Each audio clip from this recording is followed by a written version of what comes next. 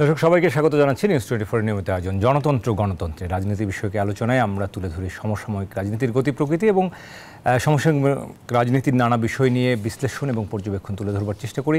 আজকে আমরা মূলত আলোচনা করতে চাই নির্বাচন নিয়ে ভিন্ন ভিন্ন অবস্থান কেন, এই প্রশ্নকে সামনে রেখে আমরা জানি এরই মধ্যেই বিএনপির ভারপ্রাপ্ত চেয়ারম্যান কিন্তু বলেছেন যে নির্বাচন যত দেরি হবে ষড়যন্ত্র তত বাড়বে। অন্যদিকে তথ্য সম্প্রচার উপদেষ্টা নাহিদ ইসলাম কিন্তু বলেছেন বিএনপি যতই চাপ দিক সংস্কারের উপর ভিত্তি করে আসলে নির্বাচন অনুষ্ঠিত হবে। আমরা জানি যে নির্বাচন এবং সংস্কার এই দুটি বিষয় ঘুরে ফিরে আলোচনায় আসছে এবং আলোচনার টেবিলে আমরা নানা রকম মত পাচ্ছি, ভিন্ন মত পাচ্ছি। আজকে আমরা এসব বিষয় নিয়ে কথা বলতে দুজন অতিথিকে স্টুডিওতে পেয়েছি, পরিচয় করে দিচ্ছি। আমাদের সঙ্গে রয়েছেন এবিএম মোশাররফ হোসেন, রয়েছেন প্রশিক্ষণ বিষয়ক সম্পাদক বিএনপি।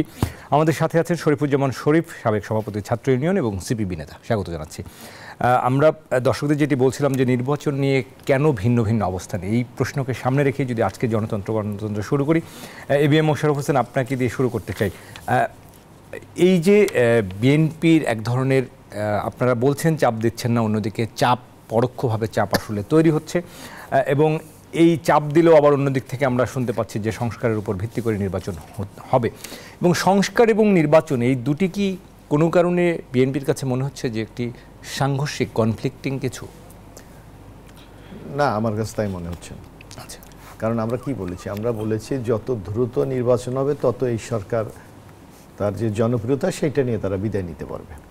কারণ আপনি লক্ষ্য করেন 3 মাসের মধ্যে সরকারের নানা ক্ষেত্রে কিন্তু সমালোচনা শুরু হয়েছে এবং অনেক সংকট তারা নিজেরাই স্বীকার করছে উপদেষ্টারা যে আমরা অনেক সংকট সমাধান করতে পারিনি। আমাদের যে ধরনের সফল হওয়ার কথা ছিল সেই সফলতা আমরা এখনো দেখাতে পারিনি। তো যার জন্য বিএনপির বক্তব্য হলো যে যদি জনপ্রিয় থাকা অবস্থায় যদি তারা একটি অবাধ সুষ্ঠু নিরপেক্ষ নির্বাচন দিতে পারে সেটা তাদের জন্য একটা ক্রেডিট।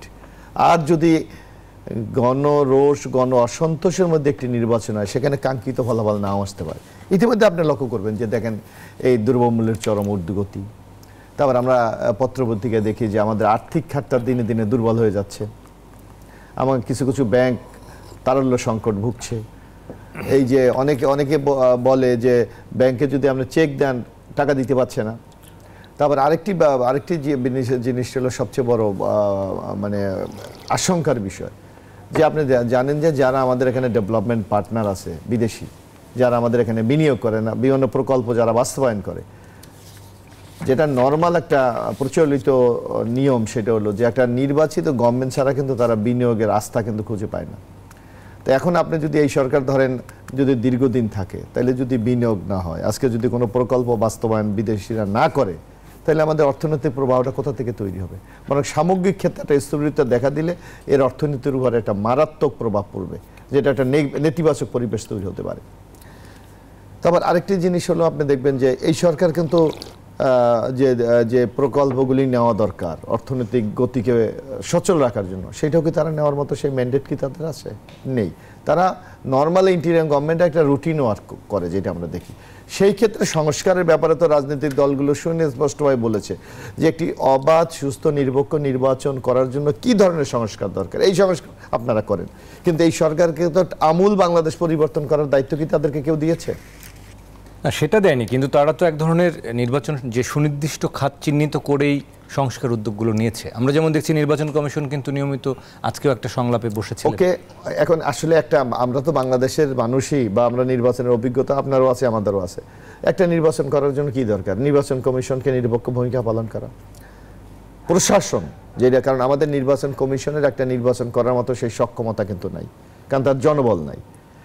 তাকে 100% ডিপেন্ড করতে হচ্ছে নির্বাহী বিভাগের উপর অর্থাৎ প্রশাসনের উপর। সেই প্রশাসনকে যদি আজকে আমাদের বাংলাদেশে আমরা কি দেখেছি যে আপনি মেসেজটার উপর ডিপেন্ড করে যে যারা রাষ্ট্রীয় ক্ষমতা আছে তারা কি চায়, তারা কি একটি ভালো নির্বাচন চায় না একটা প্রশ্নবিদ্ধ নির্বাচন চায়? এটা হলো মুখ্য বিষয়। আমরা কেয়ারটেকার গভর্নমেন্টগুলোকে আমরা কেন সমর্থন করি, যে তত্ত্বাবধায়ক সরকারগুলোকে?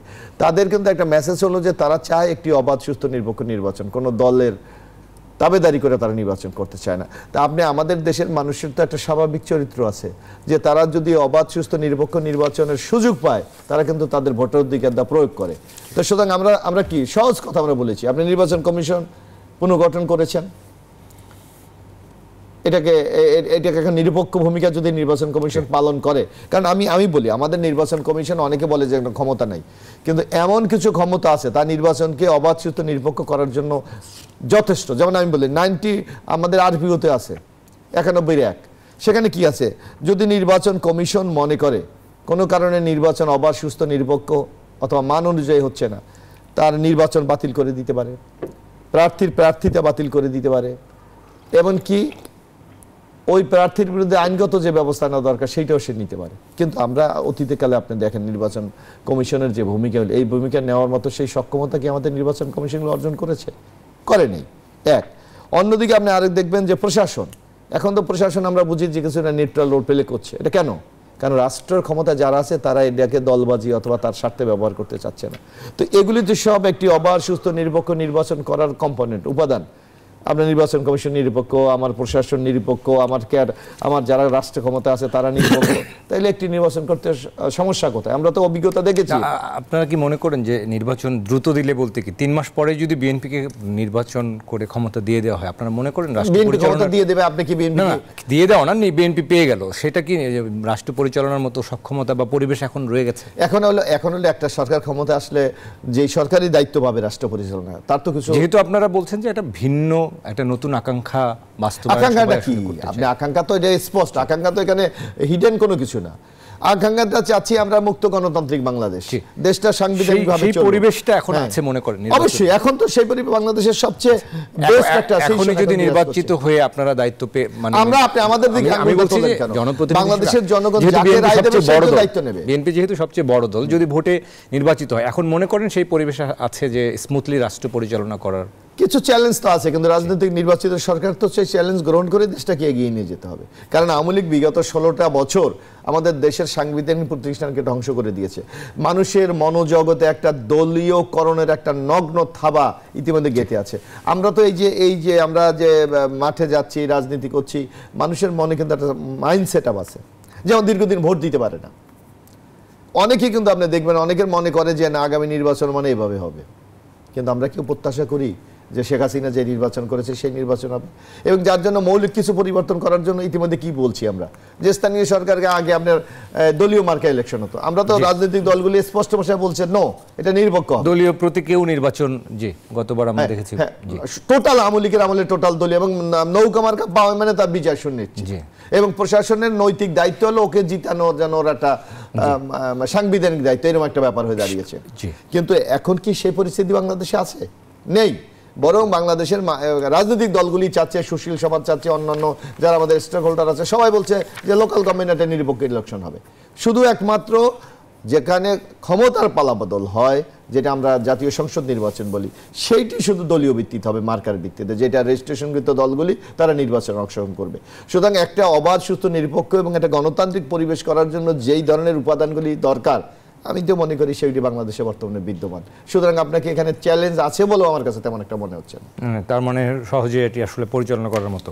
আচ্ছা, আমরা আপনার কাছে আসবো এবং মোশাররফ বাবর, শরীফুজ্জামান শরীফ সাবেক সভাপতি ছাত্র ইউনিয়ন এবং সিপিবি নেতা, আপনার কাছে জানতে চাইব যে নির্বাচন নিয়ে এই যে ভিন্ন ভিন্ন অবস্থান যদি বলি, এই ভিন্ন ভিন্ন অবস্থানটা আসলে কেন মনে করেন? মানে সরকার তো যেমন আজকেও নির্বাচন কমিশনের সংস্কার কমিশনের যিনি সদস্য ডক্টর তোফায়েল আহমেদ কিন্তু বলেছেন যে তারা বিভিন্ন অংশজনের সাথে সংলাপ করছেন। তারা বলছেন যে স্থানীয় সরকার নির্বাচন জাতীয় নির্বাচনের আগে হওয়া উচিত, এটা তারা মনেও করে যে এটা হওয়া উচিত, এবং সেখানে পার্লামেন্টারি সিস্টেম চালু করার কথা বলা হচ্ছে। নির্বাচন যেন ভবিষ্যতে যেন রাজনৈতিক দলগুলো এসে, এই যে আমরা দেখেছি নির্বাচন মানে কি, এলাকায় একজন চেয়ারম্যান যিনি কথা বলবেন, সেখানে আর কারো কোনো কথা বলার নেই, একেবারে স্থানীয় পর্যায়ে আর কোনো অংশজনের মতামত, কোনো কাউন্সিলরের কথা বলার কোনো সুযোগ নেই।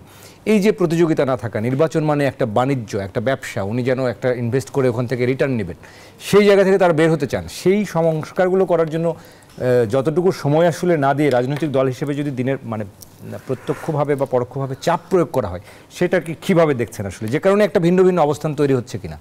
আপনাকে ধন্যবাদ, দর্শক শ্রোতাদেরকে ধন্যবাদ, আমার সাথে আলোচকের শুভেচ্ছা। প্রথমত, নির্বাচনটা কেন দরকার? আমি এই দেশের মালিক, নির্বাচনের মধ্য দিয়ে আমার হাতে নির্বাচন দরকার, এটা কিন্তু কেউ অমত করেনি, মালিকানাটা আপনি ফিরিয়ে দেবেন। অমত করছেন না, কিন্তু সহজ বাংলায় বলতে গেলে ধানাই পানাই করছেন।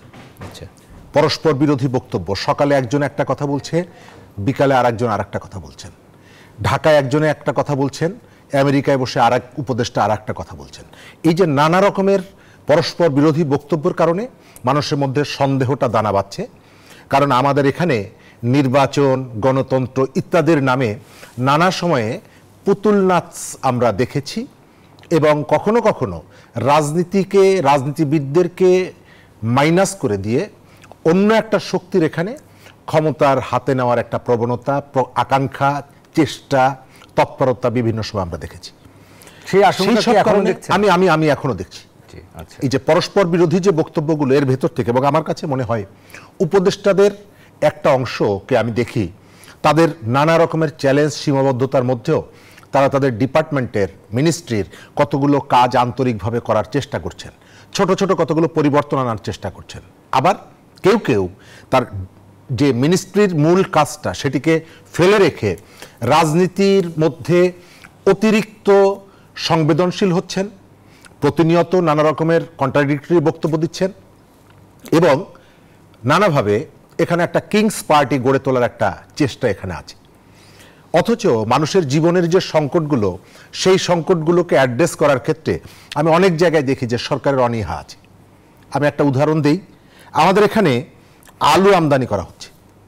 1 কেজি আলু আমদানি করার জন্য 21 টাকা 66 পয়সা সব মিলিয়ে ট্যাক্স সহ বাংলাদেশে যখন বাজারে ঢুকছে 21 টাকা 66 পয়সা। সেই আলুটা আপনাকে কিনতে হচ্ছে 74-75 টাকা দিয়ে, অর্থাৎ 3-3.5 গুণ বেশি। এই যে টাকাটা চলে যাচ্ছে, কার পকেটে চলে যাচ্ছে সরকার জানে। আমি মনে করি যে সরকার জানে না, এটা আমি বিশ্বাস করি না। এবং সরকারের এই জায়গাগুলোতে নজর নেই, বাজারের দিকে নজর নেই। যে তৎপরতাগুলো আপনি দেখছেন অনেকটা আর্টিফিশিয়াল। আমরা বলি যে জ্বলন্ত উনুনে আমরা পড়েছি ফুটন্ত কড়াই থেকে, অথবা ফুটন্ত কড়াই থেকে জ্বলন্ত উনুনে, সেই জায়গাটা আমরা চলে যাচ্ছি। আপনার সংস্কার এবং নির্বাচন এটি পরস্পর প্রতিদ্বন্দ্বী না। আপনার দুটো প্রস্তুতি একসঙ্গে নেওয়া যায়। আপনি যে সংস্কারগুলো করতে যাচ্ছেন অবশ্যই সেটি পজিটিভ। আমাদের এখানে দীর্ঘদিন যে জঞ্জালটা জমা হয়েছে এটাকে আপনাকে পরিষ্কার করতে হবে। বাংলাদেশের কোনো রাজনৈতিক দল বলেনি যে আগামী 3 মাসের মধ্যে নির্বাচন দিতে হবে। তারা যে সহযোগিতাটা করছে আপনি খেয়াল করে দেখেন, এই যে দ্রব্যমূল্য, আইন শৃঙ্খলা পরিস্থিতির যে অবনতি, এবং গ্রামের মানুষকে আপনি বঞ্চিত করে শুধু শহরকে আপনি অ্যাড্রেস করছেন। ঢাকা শহরের 100টা ওয়ার্ড, তার মধ্যে আপনি 50টা ওয়ার্ডে 50টা ট্রাক নিয়ে কিছু পণ্য বিক্রি করছেন, সেখানে পর্যাপ্ত থাকছে না, মানুষ লাইনে দাঁড়াচ্ছে, তারপরে খালি হাতে ফিরে যাচ্ছে। গ্রামের মানুষের কি নিডটা নেই? গ্রামের মানুষের কি পণ্যের দাম বাড়েনি? গ্রামের মানুষের কি এই চাহিদাটা নেই? আপনি তাকে বঞ্চিত করছেন। অথচ আপনার উচিত ছিল যে কাজগুলোই করবেন সমন্বিতভাবে করবেন। এই কাজটা আপনি কেন করতে পারছেন না? এই কাজটা করতে সেটা কি রাজনৈতিক সরকার অতীতে করতে পেরেছে? হ্যাঁ, পেরেছে। কোন কোন জায়গায় তার কতগুলো পদক্ষেপ ছিল। আপনার একটা রাজনৈতিক সরকার অনেকগুলো পকেট থাকে, গুন্ডা, মাস্তান ইত্যাদি ইত্যাদি, তার যে বেনিফিশিয়ারি যারা, এই সরকারের তো বেনিফিশিয়ারি নেই। সুতরাং সরকার যখন পদক্ষেপগুলো যদি নেয়, অ্যাকশনগুলো নেয়, সরকারের কাছ থেকে আমরা প্রতিনিয়ত শুনছি চাঁদাবাজের হাত বদল হয়েছে। আপনি কয়টা চাঁদাবাজকে গ্রেপ্তার করতে শুনেছেন? কয়জন অপরাধীকে আপনি গ্রেপ্তার করতে শুনেছেন? রাজনৈতিক দল, যে সমস্ত রাজনৈতিক দলের কর্মীরা এর সঙ্গে জড়িত, তার হাতে কোর্ট কাছারি পুলিশ নেই, সে তার কাজটা করছে, বহিষ্কার করে দিচ্ছে। পত্রিকায় নিউজ আসার সঙ্গে সঙ্গে যে নিউজগুলো আসছে তাৎক্ষণিক কিন্তু অ্যাকশনগুলো আপনি দেখছেন। কিন্তু সরকারের পক্ষ থেকে এই যে অপরাধীদেরকে দমনের ক্ষেত্রে সরকারের পক্ষ থেকে কোনো ইনিশিয়েটিভ কি আছে? নেই। আমি সেই কারণে মনে করি যে রাজনৈতিক দলগুলো যেহেতু তাদের কর্মসূচির ভিন্নতা আছে, তাদের বক্তব্যের ভিন্নতা আছে, সুতরাং বেসিক কতগুলো জায়গায় ভিন্নতা থাকতেই পারে। কিন্তু কোনো রাজনৈতিক দল কিন্তু বলেনি যে এই সরকারকে আমরা আগামী 3 মাসের মধ্যে ক্ষমতা থেকে নামানোর জন্য আমরা রাস্তায় নামবো। তারা প্রত্যেককে নিঃশর্তভাবে সহযোগিতা করছে, সমর্থন করছে। যদিও সরকারের দায়িত্বশীলরা প্রতিনিয়ত আপনি দেখবেন যে রাজনৈতিক দলগুলো গত 15 বছরে সাবেক সরকারের বিরুদ্ধে গণঅভ্যুত্থানের পক্ষে যারা কথা বলেছে, আস্তে আস্তে করে একটা গণঅভ্যুত্থানের দিকে দেশকে নিয়ে গেছে। তাদের নানা রকমের অ্যাক্টিভিটি আছে, তাদের সীমাবদ্ধতাও যেমন আছে, কর্মকাণ্ডও আছে। আপনি প্রতিনিয়ত দেখছেন এই যে উপদেষ্টাদের ভেতর থেকে কয়েকজন খুবই ইন্টেনশনালি রাজনৈতিক দলগুলোকে প্রতিনিয়ত তুচ্ছ তাচ্ছিল্য করা, কটাক্ষ করা, তাদেরকে আন্তরিকতা নিয়ে প্রশ্ন তোলা। তারা যে জায়গাটায় অ্যাড্রেস করতে চাচ্ছে, আমার ধারণা যে তাদের একটা বিকল্প রাজনীতি গড়ে তোলার ইচ্ছা আছে। এদের অবদানকে আমি অস্বীকার করি না।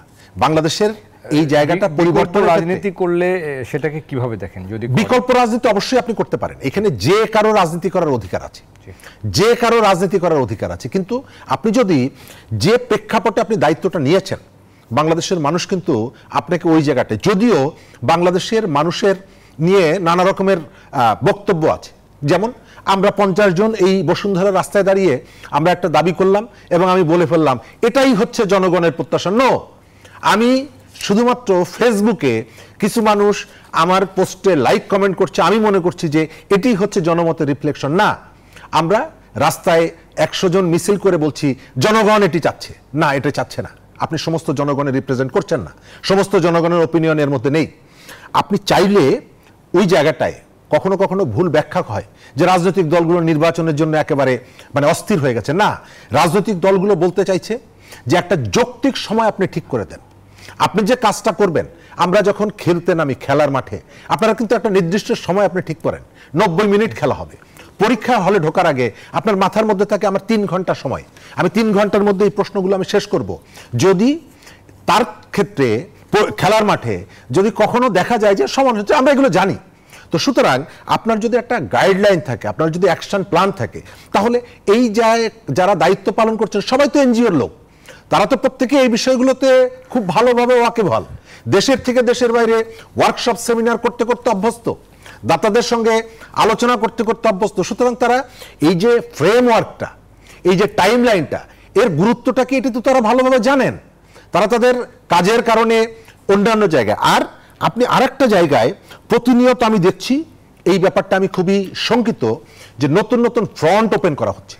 নির্বাচন আগে স্থানীয় সরকার নির্বাচন, জাতীয় নির্বাচন আগে কলেজ সংসদ নির্বাচন, এবং এই কথাগুলো তারা বলছে যাদেরকে আমরা 111-এর রাজনীতিকে মাইনাস করার যে অ্যাক্টিভিটিগুলো ছিল তার সাথে যারা যুক্ত ছিল তাদের অনেকেই এখন ফিরে এসেছেন, ফিরে এসে এই কথাগুলো বলছেন যে নির্বাচন আগে এটি এটি করতে হবে।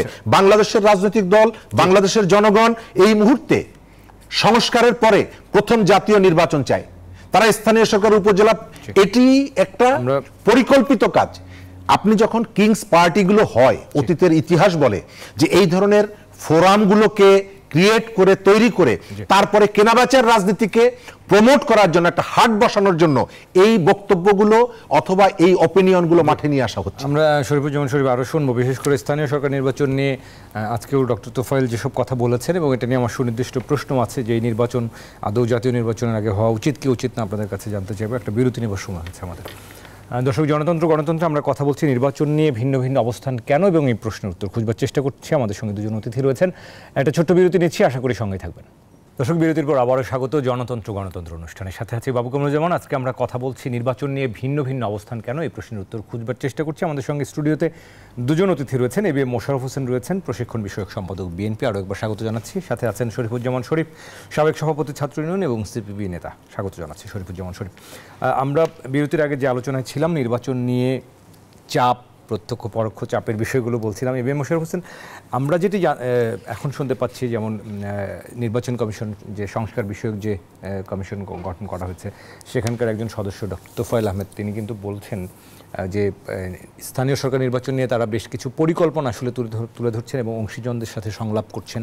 সেখানে আজকে গণমাধ্যম ব্যক্তিত্বদের সাথেও কথা বলেছেন। তারা একটা পার্লামেন্টারি সিস্টেমের কথা বলছেন, যেন সেখানে কাউন্সিলরদেরও ক্ষমতায়ন হয়, ক্ষমতার বিকেন্দ্রীকরণ হয়, এবং অনেকগুলো বিষয় সময় উপযোগী করবার প্রয়াস নিয়ে তারা এই প্রস্তাবগুলো করছেন। একই সঙ্গে তারা এটাও মনে করেন যে জাতীয় নির্বাচনের আগে স্থানীয় সরকার নির্বাচনটা হতে পারে, এবং সেটি হলে একটা পদ্ধতির কথা বলছেন যেটি খরচ ব্যয় সাশ্রয়ী, অর্থাৎ কম খরচে কম সময়ে করা যেতে পারে। এরকম অনেকগুলো বিষয় উঠে আসছে আলোচনার মধ্য দিয়ে। সেখানে নিশ্চয়ই রাজনৈতিক দলগুলোর সাথেও একটা আলোচনার বিষয় আসবে ধারাবাহিকভাবে। আপনারা মনে করেন কি না যে স্থানীয় সরকার নির্বাচনটাও জাতীয় নির্বাচনের আগে হতে পারে? না, এটা এখন এরা সংস্কার একটা কমিটি করেছে, তাদের একটা মতামত থাকতেই পারে, কিন্তু তাদের কাজটা কার সাথে?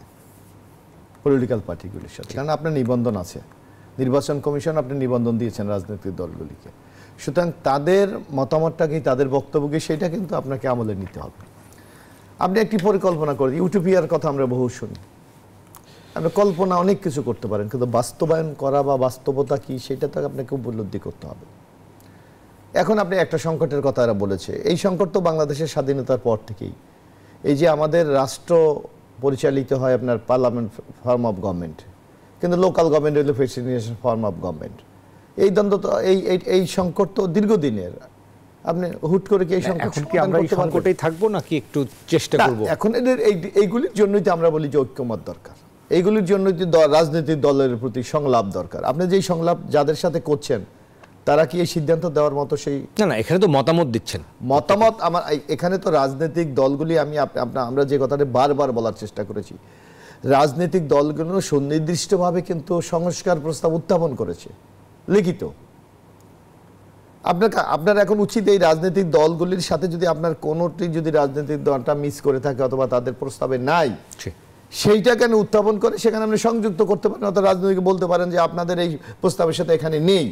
তা আপনারা তো এখন যাদের সাথে আলাপ করছেন আপনাদের তো সর্বশেষ রাজনৈতিক দলগুলির কাছে ফিরে যেতে হবে। তাহলে আপনি কত সময়টা নিতে চান? যেটা আমার সহ-আলোচক শরীফুজ্জামানও বলেছে, আমরা তো এর জন্য চাচ্ছি যে আপনি একটা ফ্রেমওয়ার্ক দেন। আপনি একটা 90 দিন পর কমিশনগুলো রিপোর্ট সুপারিশ তুলে ধরছে, আপনি 90 দিনের পর আপনার 90 দিন তো আমার দরকার নাই। আপনি কেন 90 দিন নিচ্ছেন? আপনি যে আলোচনাগুলো করছেন এটা কি 30 দিনের মধ্যে দিলে ভালো হতো এরকম? না, আমি সেইটা বলছি না। আপনার আমার কাজটা কি? আমি তো মোটামুটি এই যেমন আপনি বললেন, তারা বললো যে লোকাল গভর্নমেন্ট আমরা আগে দিতে চাই। তারা বললেন যেমন সংকট দিতে চাই না, দেয়া যেতে পারে না, যেতে পারে। এখন আপনি কি একটা ব্যাপারে তো রাজনৈতিক দলগুলি এবং তাদের মধ্যে ঐক্যমত আছে যে স্থানীয় সরকারে কোনো মার্কা থাকবে না, যেটা সবচেয়ে বড় সংকট ছিল, যেটাকে জনগণের ভোটের অধিকারকে সম্পূর্ণ পদদলিত করে একটা দলীয় মোড়কে ভিন্ন মত থাকতো না যেখানে। এই আপনাকে তো মূল বিষয়টা তো আপনার ঐক্যমত, তাহলে আপনি সংস্কার কি? এইগুলি তো সংস্কার, যে আমার মার্কা থাকবে না, আমি নির্বাচনটার প্রভাব মুক্ত করব সরকারের, এগুলি তো সংস্কার। 90 দিনকে আপনার বেশি সময় মনে হচ্ছে? আমার কাছে মনে হচ্ছে। কিন্তু একটা চিঠি লিখতেও কিন্তু কখনো কখনো 2 ঘন্টা 3 ঘন্টা লাগে। এখন কি সেই যুগ আছে? না, চিঠি বলতে আমি অফিসিয়াল যদি একটা একটা সময় আপনার চিঠি, যেমন আমরা যখন বিশ্ববিদ্যালয়ে পড়তাম বাড়ি থেকে একটা চিঠি আসতে 15 দিন লাগে। আমি যখন একটা লেটার, অফিসিয়াল লেটার ড্রাফট করছি, সেটারও একটা সময় লাগে। তাদের এখন যে পরিস্থিতি, যে লোকবল, যে রাজনৈতিক পরিস্থিতি, এই প্রত্যেকটা কমিটিকে তার, এবং সবাই তো এক্সপার্ট লোক, কেউ তো এই যে তোবাল আহমেদ সাহেব দীর্ঘদিন আমরা তো দেখেছি যে 15 বছরের একটা জঞ্জাল নিয়ে আপনি যখন এই যে হোয়াইট পেপার কমিটি আমি আপনার এই কথাটা আমি মানতে রাজি না। জঞ্জাল কি আমি তো জানি, আমার নির্দিষ্ট আমার জঞ্জাল। আমাকে একটি নিরপেক্ষ নির্বাচন, আপনি যে কোনো কাজ গুছিয়ে যখন লিখতে যাবেন সেটার জন্য একটা রিসার্চ দরকার। আমার কথা হলো আপনি যে কথাটা বলছেন জঞ্জাল, আমাকে বলেন যে এই জায়গায় যার জল, আপনি সেটা বলছেন না। আপনি একটা শব্দ ব্যবহার করছেন জঞ্জাল, আমার সময় লাগছে। কেন লাগবে? আপনি আমাকে সেটা বলেন, আমি আপনাকে সময় দিতে তো আমি রাজি, কিন্তু আপনি কোনো কথা নেই। আপনি 3 মাস কাটিয়ে দিলেন, কি আপনার অর্জনটা কি বলেন? অর্জন সুপারিশগুলো আসলে কোথায় অর্জনটা? আমি তো একটু কোনো অর্জন দেখি না। হোয়াইট পেপার কমিটির কেউ মনে করছেন 90 দিনে তাদের এটা দিতে গিয়ে অনেক চাপ নিতে হয়েছে। এবং আরেকটি ব্যাপার আপনার দেখতে হবে, এই আমি সম্মান রেখেই বলি, আপনি অবাস্তব চিন্তা ভাবনা, বাংলাদেশের প্রেক্ষাপট, দেশের মানুষের মনোজগৎ, বাংলাদেশের মানুষ কি প্রত্যাশা করে, তার সাথে তো আপনি এখন আমেরিকার সাথে, এই জন্য আমলিকার আমাদের বলতো যে করোনায় তো আমেরিকা এত লোক মারা গেছে, আমাদের এখানে তো মরে নেই, বলতো না? এখন আমার ওয়েদার, আমার এখানে মানুষের যে ফাইট করার যে ভৌগোলিক অবস্থা, এগুলি তো আপনি এখন যদি আপনি চটুল কিছু বক্তব্য বললেন, সেগুলি তো হবে না। আমার এই যে তোবাইল আহমেদ সাহেব, আমি তো দীর্ঘ 16 বছর দেখেছি উনি স্থানীয় সরকার নিয়ে উনি কথা বলছে না, কাজ করছে, তাইলে ওনার এতদিন লাগবে কিভাবে? আপনার বিচারপতি শাহাবুদ্দিন 3 মাসে নির্বাচন করে দেন বাংলাদেশ। এবং আমি তো এখনো বিশ্বাস করি যে বিচারপতি শাহাবুদ্দিন সাহেব যে নির্বাচন 91-এ করে দিয়ে গেছে, আগামী কত 100 বছর লাগবে ওই পর্যায়ে আমাদের যেতে, এটা নিয়ে সন্দেহ আছে। তো উনি কি সংস্কারটা করেছিলেন? আপনি বলেন, উনি কি করেছিলেন? উনি কোনো রাজনৈতিক দল নিষিদ্ধ করেছিলেন? করে নাই। বরং জাতীয় পার্টি তখন সদ্য ক্ষমতাচ্যুত হয়েছে, তার সকল নেতারা জেলে গেছে, তারপরেও কিন্তু জাতীয় পার্টি ওই শাহাবুদ্দিনের আমলে 35টা সিট পেয়ে সংসদে গিয়েছিলেন। তা আপনি 3 মাসে আপনি 3 মাসে শুধু আপনি কথা বলেন, যেটা বলছে একজনে বলে আমরা এতদিন থাকবো সংস্কার। আরে ভাই, আপনি কি সংস্কার করবেন সেটা সুনির্দিষ্টভাবে বলেন। সেটা 90 দিন সময় দিয়ে কিন্তু আপনারা চাপটা তৈরি করতে পারতেন, সেটাও তো হতে পারতো। আরে আমি মনে করি আপনি তো সময় ক্ষেপণ করছেন। আচ্ছা, আপনি কাজের চেয়ে তো আপনি বেশি কথা বলছেন। জি মোশাররফ হোসেন, আমরা আসি আপনার কাছে আবার। তারপর আপনাকে আরেকটি জিনিস রাখতে হবে, আপনাকে কিছু এই যে যত সংস্কার আপনি করেন, এটা আমরা যে কথাটা বারবার কেন বলি, আপনি যত সংস্কার করেন, আপনি নির্বাচিত সংসদ যে তার কাছ থেকে আপনাকে এটা অনুমোদন নিতে হবে। নিশ্চয়ই রাজনৈতিক ঐক্যমতের ভিত্তিতে এটা করতে হবে। তা আপনি সেই রাজনৈতিক দলগুলি তো আপনি থোড়া কেয়ার করছেন না, আপনি মনে করছেন আপনি একাই। জি, সব। এই বিষয়গুলো যেহেতু আপনারা বলছেন, তারা নিশ্চয়ই জানতেও পারবেন যে আসলে রাজনৈতিক দলগুলোর বিষয়ে তারাও নিশ্চয়ই একমত হবেন। শরীফুজ্জামান শরীফ, একই বিষয় আপনার কাছে একটু ছোট করে, আমাদের যেহেতু সময় স্বল্পতা আছে, যদি একটু সংক্ষেপে বলেন। সংক্ষেপে বলার ক্ষেত্রে আপনি প্রতিনিয়ত নতুন নতুন উইন্ডো ওপেন করছেন, এবং এই উইন্ডো ওপেন করার কারণে আস্থার সংকটটা তৈরি হচ্ছে। আপনার অ্যাক্টিভিটি বলে দিচ্ছে যে পলিটিক্যাল পার্টিগুলো আপনাকে এখন পর্যন্ত সাপোর্ট দিয়ে যাচ্ছে, আপনি সেই পলিটিক্যাল পার্টিগুলোকে বিশ্বাস করছেন না। আপনি বিশ্বাস করছেন না, কেন বিশ্বাস এটা করছেন না? আপনাদের কেন মনে হচ্ছে আপনি যে তারা নিজে আসলে ডাকছেন execute না বা করে আলোচনায় বসছেন না, এই কারণে মনে হচ্ছে? প্রত্যেকটা সরকারের, আওয়ামী লীগের বাইরে যে রাজনৈতিক দলগুলো আছে, সংস্কার ইস্যুতে প্রত্যেকের সুনির্দিষ্ট বক্তব্য আছে। এই কমিশনগুলোর ভেতর থেকে যে প্রস্তাবনাগুলো আসছে, এই বিষয়গুলো প্রত্যেকটা রাজনৈতিক দল কনসার্ন, তারা বিভিন্ন সময় বলেছে, এখনো বলছে। কিন্তু আপনি দেখিয়ে দিতে চান যে আমি শুধু ইলেকশন সম্পর্কে লোকাল গভর্নমেন্ট বা অন্যান্য জায়গাগুলোতে আমি শুধু পরিবর্তন না, আমি একেবারে হাতে কলমে সেখানে বসিয়ে দিতে চাই। আপনি বাবু ভাই, আমি যদি বলি যে আপনার রুমে আমি একটা কাগজ আনতে যাচ্ছি বা আমি একটা চশমা ফেলে এসেছি, আপনি আমাকে বলতে পারেন যে আপনি গিয়ে নিয়ে আসেন। কিন্তু আপনি যখন আমার পেছনে পেছনে যেতে চান, তখন আমি সন্দেহ করি যে আপনি আমাকে সন্দেহ করছেন। রাজনৈতিক দলগুলো এই কাজগুলো করবে, আপনি সেটি কিন্তু আমি বিশ্বাস তো করছেন আপনাকে না। সম্মান আপনি করেও আপনার হাতে সাথে ধরে যেতে পারি। না, কতগুলো সিচুয়েশন আছে, কতগুলো ব্যাপার থাকে, এটি বলতে হয় না স্পষ্ট করে। আমি দেখতে পাচ্ছি যে রাজনৈতিক দলগুলোকে তারা বিশ্বাস করছেন না, এবং তারা হাতে কলমে কাজগুলো করিয়ে দিতে চান। তারা যে সংস্কারটা করতে চান, এই সংস্কারটা আটলান্টিক মহাসাগরের উপরে আপনি ব্রিজ করার কাজ না, দীর্ঘ সময় লাগবে। এই যে মোশাররফ ভাই বলেছেন, তোফায়েল আহমদ স্যার আমাদের খুবই শ্রদ্ধাভাজন মানুষ, নানা জায়গায় আমাদের কথা হয়, তিনি বাংলাদেশের একটা নিজেই একটা ইনস্টিটিউশন। তো স্থানীয় সরকার নিয়ে তার 3 বছর 2 বছর এটা লাগার কথা না, তিনি সবকিছুই জানেন যে এখানে কোন কোন জায়গায় চ্যালেঞ্জ, কোন কোন জায়গায় আপনার প্রবলেম। 2, এই যে কমিটিগুলো অ্যাক্টিভিটি করছে, এর পেছনে কিন্তু অর্থ খরচ আপনার জানা আছে। সদস্য যারা প্রত্যেকটা সভায় উপস্থিত থাকলে তাদেরকে 10,000 টাকা করে সম্মানী দেওয়া হয় প্রত্যেকটা জায়গায়। ফিনান্সিয়াল ইনভলভমেন্ট আছে, আপনি এটি বছরের পর বছর, 6 মাস, 1 বছর, এটি প্রয়োজন নেই। যারা এই কাজগুলোর মধ্যে যুক্ত হয়েছেন, এদের কেউ কেউ, আমি এটি একেবারে স্পষ্ট করে বলি, 111-এর রাজনীতিকে মাইনাস করে দেওয়ার যে প্রবণতা, সেই প্রবণতার সঙ্গে তারা ছিলেন। সুতরাং আমি এদের অনেককে দেখলেই ভয় পাই, সন্দেহ করি যে তাদের মনের মধ্যে অন্য কোনো এজেন্ডা আছে কিনা।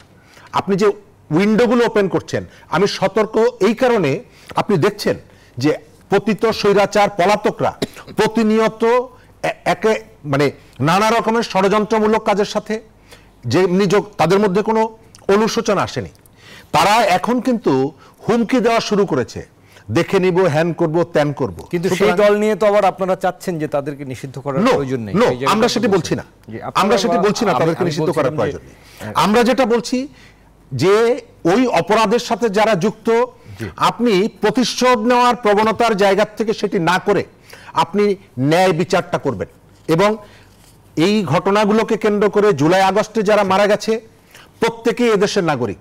5ই আগস্টের আগে যারা মারা গেছে, রাষ্ট্র যেমনি তাদের গুরুত্ব দিয়ে সেই ঘটনাগুলোর বিচারটা করবে, 5ই আগস্টের পরে যারা মারা গেছে, হত্যাকাণ্ডের শিকার হয়েছে, সেই বিচারটাও করতে হবে। কিন্তু আপনি যদি বলেন যে বিচার শুরু করেছি, খেলা হবে, তাহলে আমি ধরে নিচ্ছি যে আপনি বিচারের থেকে খেলার দিকে ফোকাসটা বেশি করছেন।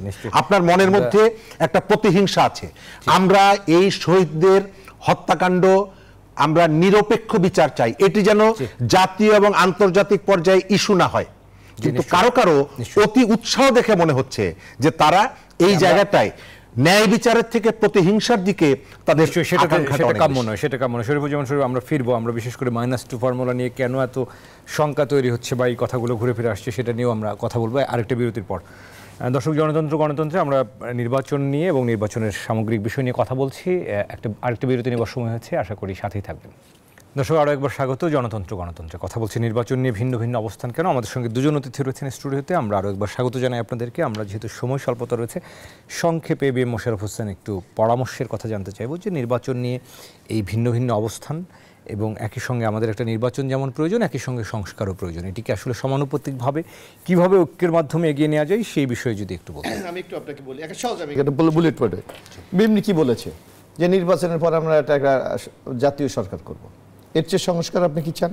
বিএনপি বলেছে তত্ত্বাবধায়ক সরকার পরিবর্তন করতে হবে। বিএনপি বলেছে রাষ্ট্রীয় ক্ষমতা প্রেসিডেন্ট প্রধানমন্ত্রীর মধ্যে ভারসাম্য করতে হবে। বিএনপি বলেছে প্রধানমন্ত্রীর দায়িত্ব পরপর 2 বারের বেশি হবে না। বিএনপি বলেছে আইনসভায় যারা 300 আসনের বাইরেও যারা সমাজে কন্ট্রিবিউট করে তাদের জন্য উচ্চকক্ষ তৈরি করতে হবে। 70 অনুচ্ছেদ নিয়ে বিতর্ক যে 4টি বিষয় ছাড়া 70 অনুচ্ছেদ কোনো কার্যকারিতা থাকবে না। নির্বাচন কমিশনের জন্য সুপ্রিম জুডিশিয়াল অলরেডি কোর্টের মাধ্যমে হয়ে গেছে। তারপর আপনার এই যে স্বচ্ছতা রাষ্ট্রের একটা সাংবিধানিক মানে কমিশন গঠন করার জন্য বলেছে। তো সামগ্রিকভাবে প্রত্যেকটি বিষয়ে আমরা সংস্কার প্রস্তাব দিয়েছি। তাহলে আপনি এর বাইরে কোথায় যাবে একটু বলুক আমাদেরকে, যে এর বাইরে আমাদের সংস্কারের প্রয়োজন আছে। আমাদের প্রশ্নটাই তারা একটা পরিবেশ করে দিচ্ছে। আমার কথা হলো এই যে আমরা যেটা বলছি সংস্কার, এর বাইরে তারা একটা দেখাক যে এর বাইরে, তাহলে হয় সময়ক্ষেপণ। কেন আপনি করবেন সময়ক্ষেপণ? অর্থাৎ যে কথাটা মানুষের মাঝে প্রশ্ন যে আপনার কোনো উদ্দেশ্য থাকতে পারে, আপনি স্পষ্ট বলেন যে আমার কোনো উদ্দেশ্য নেই, আমি একটি অবাধ নিরপেক্ষ নির্বাচন করে আমি চলে যাব। না, তারা তো বলেছেন যে তারা চলে যাবেন, তাদের অ্যাক্টিভিটিসে কি সেটা মনে হয়? আচ্ছা, মানে আপনারা সন্দেহ করছেন সেটাতে? জি, আমি শেষ মন্তব্য নিতে চাই শরীফুজ্জামান শরীফ, যে এই -2 এই সন্দেহ রাজনৈতিক দলগুলোর, আমরা যেহেতু একটা বলছি যে একটা বৈষম্যহীন একটা গণতান্ত্রিক বাংলাদেশের পথে যাব, সেখানে তো আসলে সবাই সমঝোতার ভিত্তিতে যদি যাওয়া যায় সেটা তো একটা সুন্দর পরিবেশ হতে পারে। অবশ্যই যে কোনো বিষয়ে ঐক্যমত্যের ভিত্তিতে আপনি যদি এগোতে পারেন তাহলে খুব ভালো কাজ হয়, কিন্তু সেটি আপনি পারছেন না। আপনি প্রতিনিয়ত নতুন নতুন ইস্যু সেট করে দিচ্ছেন। হঠাৎ করে আমাদের যুব উপদেষ্টা বললেন যে গত 3 মাসে আমি 86,000 লোককে চাকরি দিয়েছি। অস্পষ্টতা, এই কিসের ভিত্তিতে এই চাকরিগুলো দিলেন? কোনো সার্কুলেশন হলো না, কোথাও সার্কুলার দেখা গেল না, আপনি কোনো ইন্টারভিউ নিলেন না, কিসের ভিত্তিতে? নির্দিষ্ট কিছু মানুষকে এই সুযোগগুলো আপনি দিচ্ছেন, যেহেতু এর কোনো প্রতিবাদটা আসেনি, ব্যাখ্যাটা আসেনি, সুতরাং আমি ধরে নিচ্ছি যে গত 3 মাসে আপনি চাকরি দিয়েছেন। তো কাদেরকে দিয়েছেন? বাংলাদেশে কোটি কোটি মানুষ বেকার, আপনি হঠাৎ করে 1 লক্ষ মানুষকে এই সময় কাজ দিলেন, এই অস্বচ্ছতা না? রাষ্ট্র তো একটা সরকার তো এই কাজগুলো করতে পারেন। অর্থাৎ আপনি ভেতরে ভেতরে অনেকগুলো কাজ করছেন, যে কাজগুলো আমার এই সন্দেহটা তৈরি করছে। একদিকে পতিত পলাতকরা, তাদের নানা রকমের ষড়যন্ত্র, নানা রকমের তৎপরতা, আর এই দিকে যারা দায়িত্ব নিয়েছেন, আমরা বিশ্বাস করে যাদেরকে দায়িত্ব দিয়েছি, তাদের মনের মধ্যে হিডেন এজেন্ডা আছে। আমি দেখতে পাচ্ছি যে বাংলাদেশে একটা তাদের ইচ্ছা মতো একটা বিকল্প রাজনীতি তারা তৈরি করতে চান। এটি চাইলে কোনো অপরাধের কিছু না, কিন্তু রাষ্ট্রশক্তিকে ব্যবহার করে এই কাজটি আপনি যখন করবেন সেটি অনৈতিক হবে এবং মানুষ এটাকে গ্রহণ করবে না। জি, অসংখ্য ধন্যবাদ। আমরাও নিশ্চয়ই চাইবো যে অন্তর্বর্তীকালীন সরকার একটা সুষ্ঠু নির্বাচন পরিবেশ তৈরি করে যত দ্রুত সম্ভব সেই পথে হাঁটবেন। আপনাদের দুজনকে আবার ধন্যবাদ আমাদের সময় দেওয়ার জন্য। দর্শক, আমরা আজকের আলোচনা শেষ করছি। আগামীকাল আবারও গণতন্ত্রের নতুন অতিথি নিয়ে, নতুন বিষয় নিয়ে আপনাদের সাথে দেখা হবে।